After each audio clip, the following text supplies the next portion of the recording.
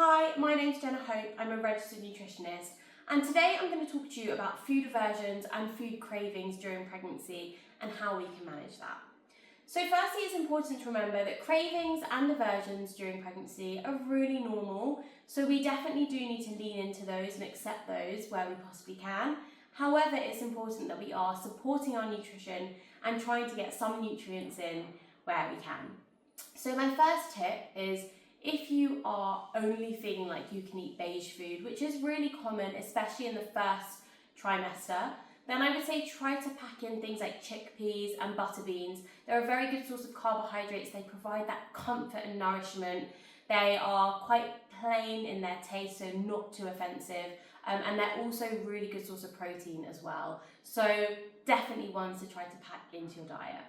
Secondly, if you are struggling to eat vegetables, which is again really common during pregnancy, then I would say try to incorporate them into things like smoothies. So if you're finding that you're craving sweeter foods, which again is very normal during pregnancy, try to make things like a fruit smoothie where you're incorporating things like spinach, courgette, broccoli, cauliflower, as much as you possibly can into your smoothie. You're disguising it, throw in some nut butter for some protein as well, and that's a great way to help incorporate lots of nutrients, lots of diversity into your diet, but you're not feeling like you're sitting down eating a plate of vegetables, which can make a lot of people want to heave during that time. My third tip, if you're craving lots of salt and lots of sugar, is make sure that you're staying hydrated, because we know that dehydration can often lead to cravings of more salt and sugar. Sometimes you absolutely do need to lean into these cravings, and that's okay, but try to manage how regularly you're leaning into them, and just think about hydrating first. When you are pregnant, you're increasing your blood volume substantially, so it is important that you are making sure that you're replacing that with lots of fluid. Next, if you're finding that you have aversions to meat and fish, which is very common as well, make sure that you're getting your protein from other sources. So things like nut butter, yogurt if you can, or dairy-free yogurt such as soy yogurt.